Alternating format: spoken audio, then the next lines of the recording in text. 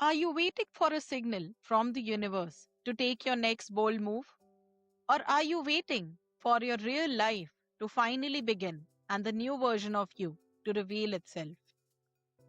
The truth is, your life is happening right now. Time is going by with or without you. Welcome to CEO Diaries. I'm your host Sonal Gupta, and on this podcast, we talk to women who stopped waiting for a sign and started carving their own path. They didn't wait for anyone to pave the way for them, they built it themselves. If you are ready to stop dreaming and start doing, then you are in the right place. Our guest today is Dr. Anne Welsh, who is a clinical psychologist, an executive coach, and the author of the upcoming book, Ambitious Mother. But what I find most fascinating about Anne isn't just her credentials, it's her pivot. For many years, she worked as a clinical psychologist at Harvard. It was the definition of making it in the traditional career ladder. However, Anne realized that the ladder wasn't designed for the life she wanted to lead. She made the bold move to walk away from that traditional career path to start her own practice and business, designing a career that actually honored her values, her family, and her own definition of success. Today, we are talking about how she navigated that transition, how she is helping other women overcome the ambition paradox and ditch the linear ladder for what she calls the web of ambition. Welcome to the show, Dr. Ann. You say that women aren't failing at ambition. You say that they are being crushed by a system which is designed for people as if there's no invisible load at home, and that the traditional career ladder is a lie for women. Why is it time to burn that ladder and build the web instead?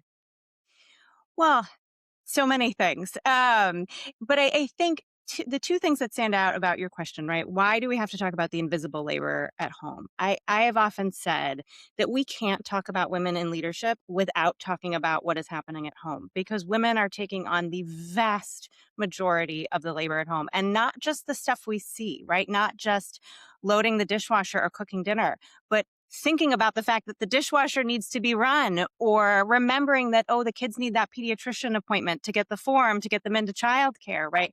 All of the cognitive labor, the thinking, the planning, the organizing that happens kind of underneath the surface. You know, one way to think about it is like the labor at home is an iceberg and we see the tip, right? But there's a whole bunch of stuff underneath that tip that for the vast majority of that work, moms are doing. So that's piece A.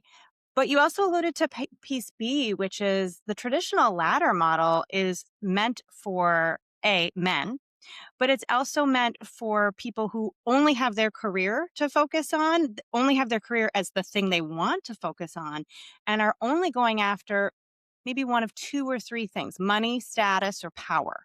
Right? That's how that ladder model is designed. And yet all of us are trying to climb it in some way without really thinking of, is this actually the right thing for me? Absolutely. Can we deep dive into the web of ambition? Sure. I think the web of ambition is for anybody, not just Yeah. mothers, because so many of us want things outside of our work Mhm. too. But the web of ambition really was inspired by watching my kids play. We have a playground near our house with this big climbing web structure. And kids are all over it, right? Some are climbing up, some are climbing down, some are hanging by their knees, some are sitting in a corner. And really, that's what ambition should be for us. That should be our model of career and of want and desire and movement because there's a lot more freedom. On the ladder, you're either going up or you fall off. And if you fall off, you're deemed a failure. So it's very black and white. It's very rigid. And there's not really room for anything except one person at the top, right? With a web, there's room for everybody. You can pivot, you can change direction, you can stop and rest for a while too. And you can have other people on the web with you. There's community and connection, right? We can be ambitious for those things I initially said, power and money and title, but we can also be ambitious for growth or space or rest or connection or meaning or impact. All of those things are really valuable. And so when we start to think of ambition as something that can be in any direction, 360 degrees of ambition, there's a lot more freedom to have a successful, quote, career and still have one that's meaningful and important and works for whatever life you want to create for yourself. Yeah, and that is such a good way to look at it. In a culture where it's either up or out, the web sounds more resilient and something that you can rely more on, right? You will not be deemed as a failure if you just fall once. You can Right. always catch on somewhere else, Exactly. right? Related to that, there was a McKinsey study that women become maybe less ambitious as they go up, or and you had a nice perspective, which I want to hear from you, is that women become less ambitious as they go up?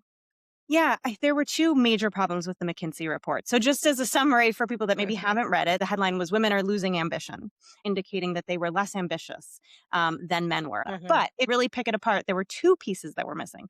One is not anywhere in the entire report did they mention caregiving. And I'm not even talking about just motherhood, right? Women are the default caregivers for our aging parents and community members, etc. So care was left out entirely. But more importantly, there was a really clear thing in the data that they didn't report at the surface, and that is the ambition gap. What they listed as that ambition gap actually disappeared when we accounted for support. And so when women had the same support as men, their ambition was the same. When they had less support than men, which is more often the case, then they were less ambitious because they didn't see it as possible. So, really, what they labeled as an ambition gap is a support gap. Absolutely. And alluding to the workplace setting, right? You also say that um, workplace often organizations are well intended, like they don't really want to push you out all the time, but the reality is different for working parents. And you work with Phoebe, which is another organization helping working mothers. So how has that impacted you, and maybe you can share some perspectives of how can employers make it better? Yeah, that's a great question. I think there are some employers that just want to check the box. We need to have support around the transition out on leave and the transition back. This is a huge shift and change because parents aren't going just from non parent to parent, they're also going from working person to working parent. And so we need to support that transition. And then we also need to just support working parents in an ongoing way. And some of the things are easy, low cost solutions for employers, like flexibility around where and when work gets done, or at least a work from home policy to accommodate a sick kid or a school holiday so that parents can get the work done at other times. Obviously, coaching support is a more expensive add-on, but what we see is when organizations provide that support, the retention rates of working parents and working mothers in particular is extremely high.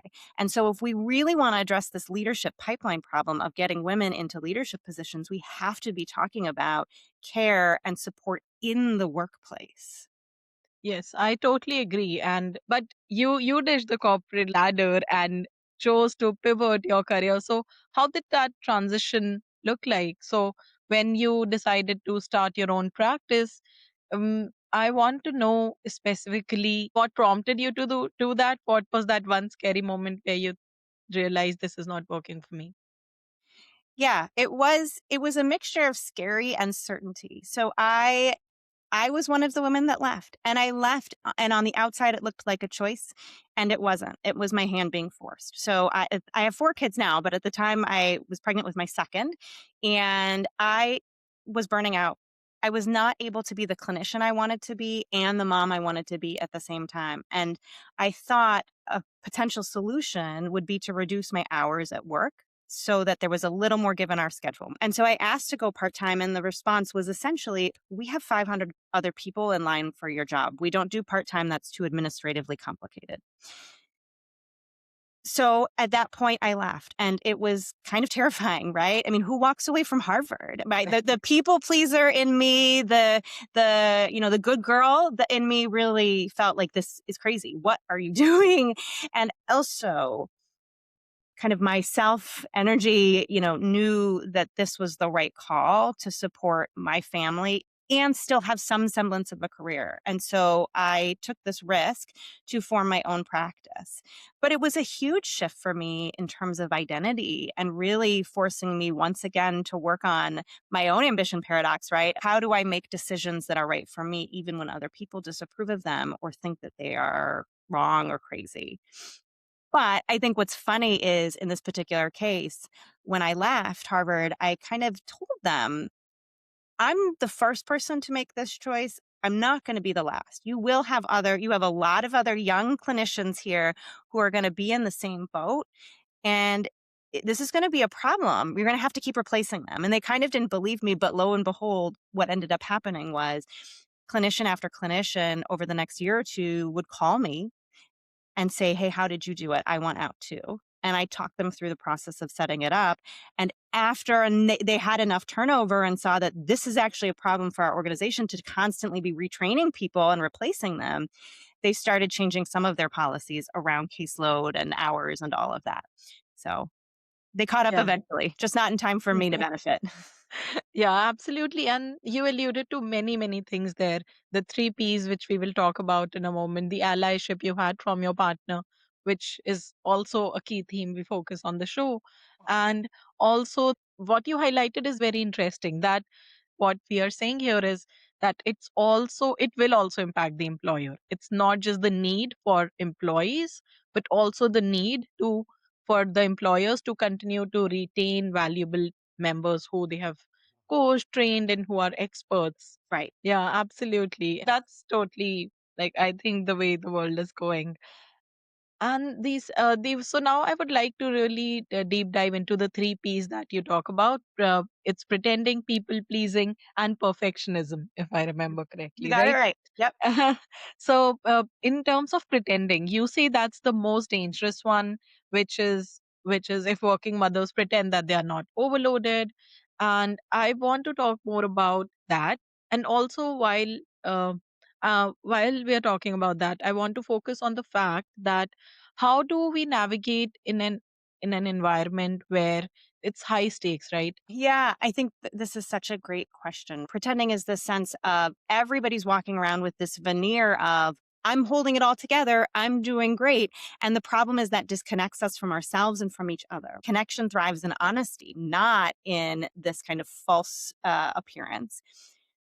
But in a workplace setting, that again, it doesn't mean you fall apart in front of the client, right? You might hold it together and have kind of a sense of strength in that client meeting, but it means you make sure you take the time to have those feelings outside of that space, right? So maybe it's not safe in the meeting to break into tears, but you carve out some time later in the bathroom or at home, or you vent about it to a partner or a colleague, but that there's some caretaking for those feelings in a different safe space, just maybe not in that moment, right? So there's that difference between honesty and full transparency at all times. And maybe those are two different things.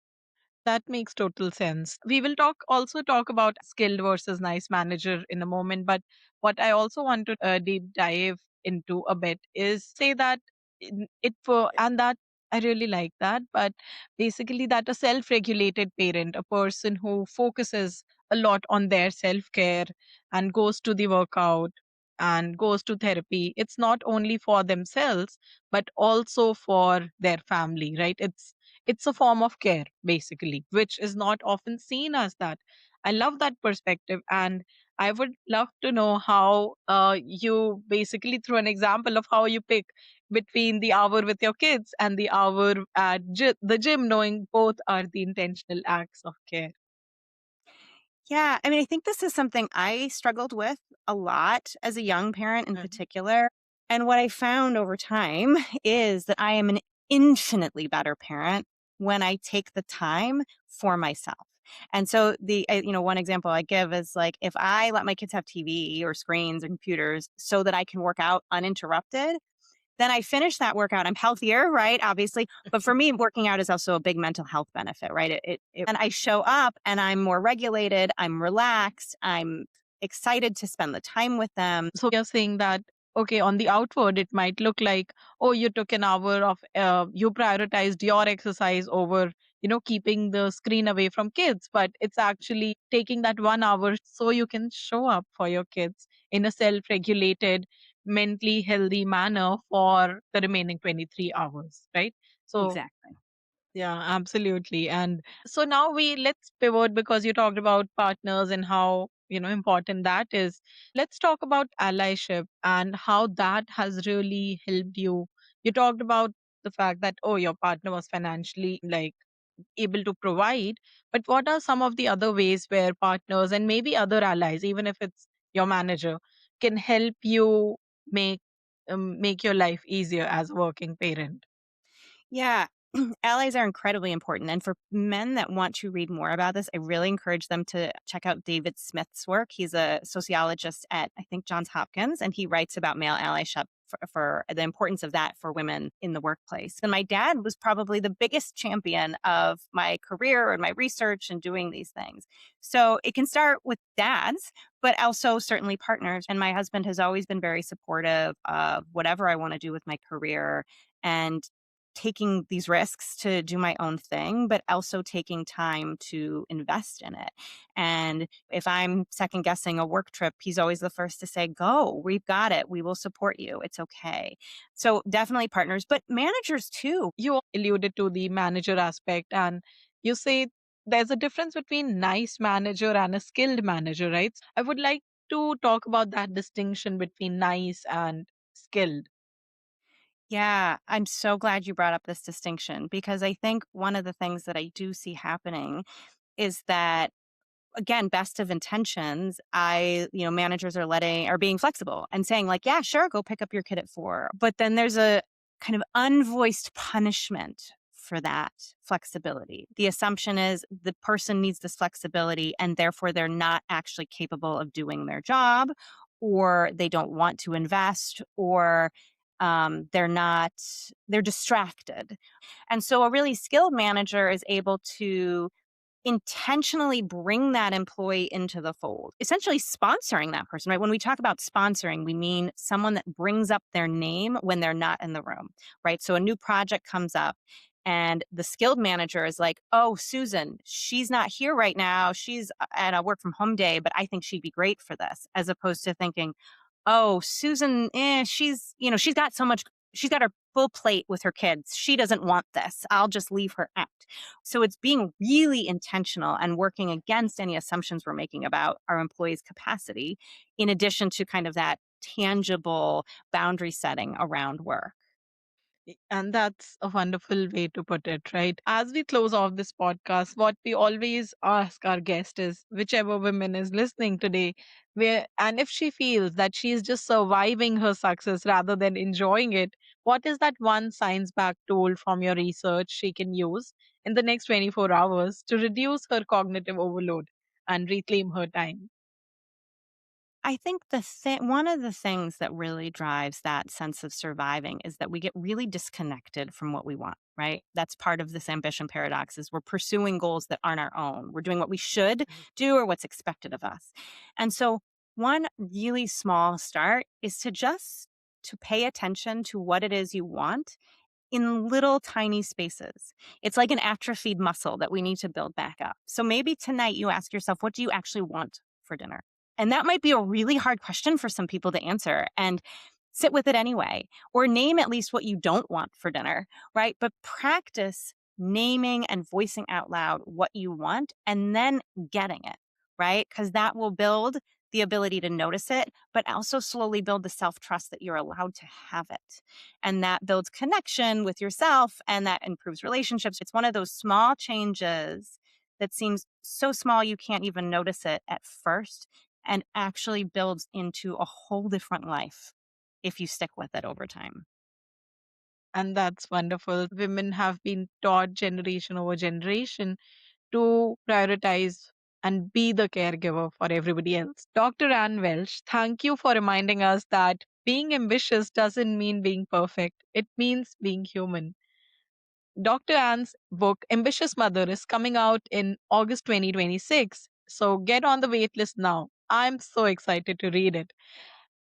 Listeners, identify that one invisible load and hand it over. Don't ask for help. Maybe delegate the responsibility. And we will see you in the next episode of CEO Diaries. Thank you for listening.